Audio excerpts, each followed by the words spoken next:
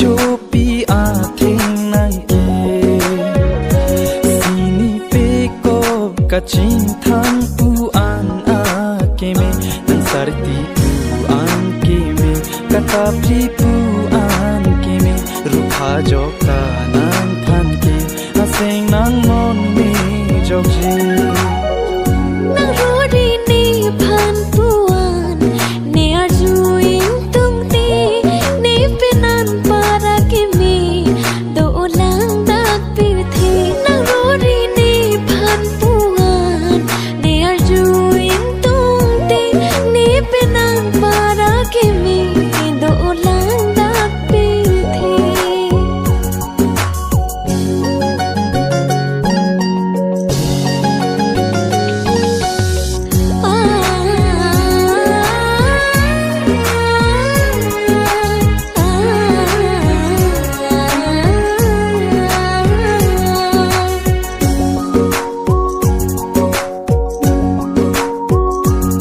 lapu ana ke me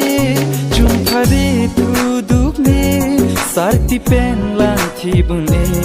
cho jago ne ke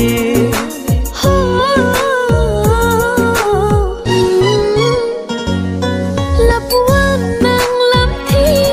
che pa meret nang ni kang ho nang long ji pu ke nang seng ja ti ri te nang sarti pu an ke me kata pli pu an ke me rukha jokta nang phan ke aseng nang mon me jok je e thak sen pi ari chopi a theng nang ke sini pe ko kachin thang pu an a ke me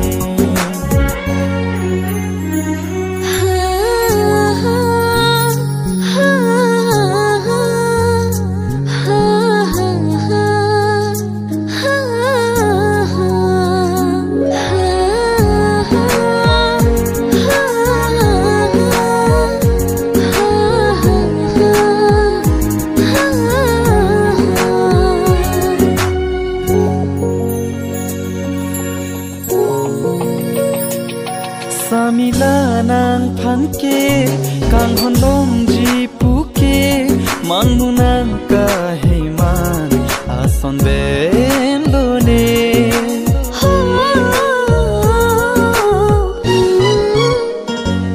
kang ho nang nga ho ti pi pa ji ron ji ni bon ta no nang kai ki chung phare tu ni nang sarti pu an ke me kata pri pu an ke me rukha jokta nang phan ke aseng nang mon me jok je e thak sen pi